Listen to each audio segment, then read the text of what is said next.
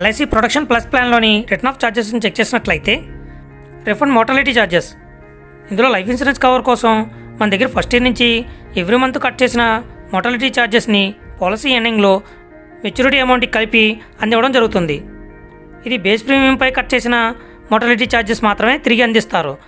అంతేగాని టాపప్ చేసిన ప్రీమియంపై కట్ చేసిన మోర్టాలిటీ ఛార్జెస్ని తిరిగి అందివ్వడం జరగదు. నెక్స్ట్ డెత్ బెనిఫిట్, మీరు బీమా ఎంత అయితే తీసుకున్నారో అది కానీ లేదా టోటల్ ప్రీమియమ్స్ ఎంత పే చేశారో దానికి 105% కానీ లేదంటే మీరు పే చేసిన ప్రీమియమ్స్ని మార్కెట్లో ఇన్వెస్ట్ చేస్తారు కాబట్టి అది ఆ టైంకి ఎంత వాల్యూ ఉందో చూసి ఆ అమౌంట్ కానీ ఈ మూడిట్లో ఏది ఎక్కువ ఉంటే అది మీకు అందివ్వడం జరుగుతుంది.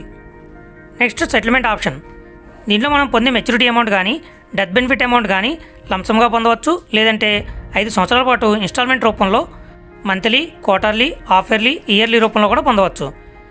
నెక్స్ట్ మనం అమౌంట్ని ఇన్స్టాల్మెంట్ రూపంలో తీసుకునేటప్పుడు ఫస్ట్ ఇయర్ అమౌంట్ తీసుకుంటాం. Second year remaining amount market link అయి ఉంటుంది కాబట్టి అది మార్కెట్ ఫ్లక్చుయేషన్ వల్ల పెరగచ్చు లేదా తగ్గవచ్చు. నెక్స్ట్ మరొక ముఖ్య విషయం ఏంటంటే ఈ సెటిల్మెంట్ ఆప్షన్లో లైఫ్ కవర్ అనేది యాక్టివ్లో ఉండదు. అందువల్ల ఈ సమయంలో నామినీకి ఏదైనా రిస్క్ జరిగినట్లయితే నెక్స్ట్ లీగల్ హైర్కి లంసంగా ఈ అమౌంట్ని అందివ్వడం జరుగుతుంది. నెక్స్ట్ ఎల్ఐసి ప్రొటెక్షన్ ప్లస్ ప్లాన్లోని మెచ్యూరిటీని చెక్ చేసినట్లయితే మనం పాలసీ టర్మ్ కంప్లీట్ అయ్యేంత వరకు జీవించి ఉన్నట్లయితే మనం పే చేసిన ప్రీమియమ్స్ని మార్కెట్లో డిఫరెంట్ ఫండ్స్లో ఇన్వెస్ట్ చేస్తారు కనుక ఆ unit fund value plus refund mortality charges plus మనం టాపప్ చేసినట్లయితే ఆ టాపప్ ప్రీమియం యొక్క వాల్యూ మొత్తం 3 కలిపి మనం మెచ్యూరిటీగా అందివ్వడం జరుగుతుంది.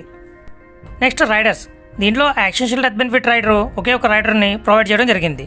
ఒక స్మాల్ అమౌంట్ని పే చేయడం ద్వారా ఈ రైడర్ యొక్క బెనిఫిట్ని కూడా మనం పొందవచ్చు.